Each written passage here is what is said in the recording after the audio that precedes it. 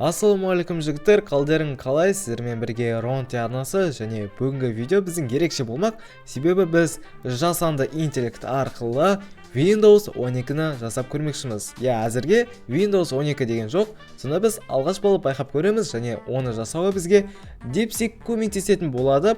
Қазір біз оған осындай ағылшын тіліндегі промпты беретін боламыз және жібереміз. Қазір сағат 17:26 болды.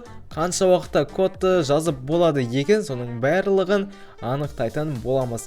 Ал әзірге көріп тұрғандарыңыздай кодты өте жылдам жазып бастап кетті.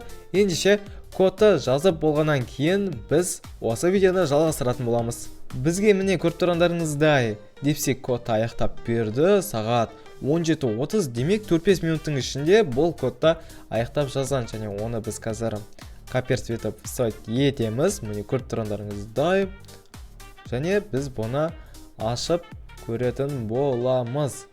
Және бізде осындай бір қайттан көрейікші, міне Windows 12 бастамасында жаман емес секілді. Мына жерде бізде настройка және файл, міне күшті, негізі әдемі істеген секілді, көріп тұрғандарыңыздай. Және мына жерге біз қазір бірақ ешнәрсе жібере алмайды екенбіз, жарайды. Мына жерде бізде ойындар дейді. Так, тағы не бар бұл жерде?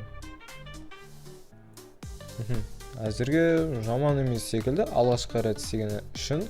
Міне және сағатты да дұрыстап істеген. Ой, байқамай басқа кнопка басып жібердім. Міне сағат қазір 17:31. Керемет істеп берген секілді меніңше. Енді осыны әрі қарай жалғастырып дамытуын сұрайтын боламыз. Міне біз оған бірнеше қателіктерді жөндеу және жаңартуларды ұсындық. Қазір жібереміз және енді тағы да біз кодтың жазып болғанын күтетін боламыз. Міне Windows 12 қазақ тілінде. Мен оған сұраған болатынмын, қазақ тіліне өзгерт дегендей, және соны орындап жатыр. Демек қазір бізге тағы да бір 3-4 минуттай күту керек шығар. Содан кейін қайтадан біз видеомызды жалғастыратын боламыз. Міне бізде кезекті код дайын болды. Ал енді оны да жүктеп көрейік. 1100 жолдан тұрады екен. Ал көрейік, не өзгерді? Міне бізде көріп тұрғандарыңыздай қазақ тіліне өзгерген файлдар, қоржын параметрлер. Қоржынға кіріп көрейік. Өшірілген файлдар осы жерде сақталады делінген. Міне файлдар, құжаттар дейді. Бұл жерде енді дұрыстап көрсетілмеген. Яғни енді ғана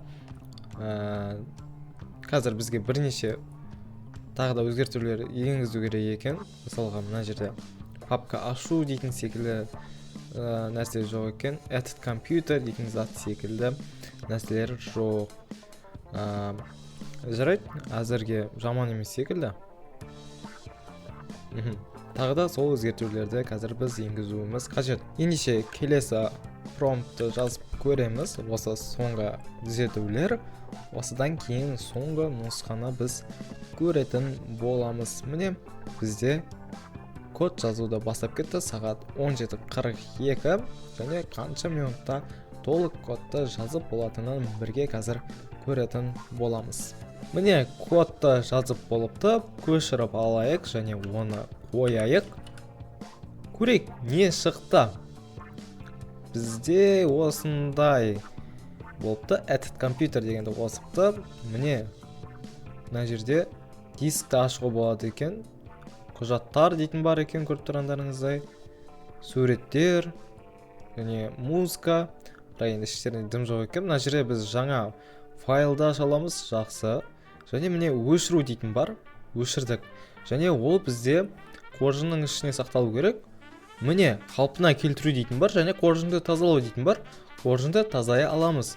Жалпы әдемі жасалынған, бірақ енді мына жерде бізде өкінішке орай ашылмайды екен пуск.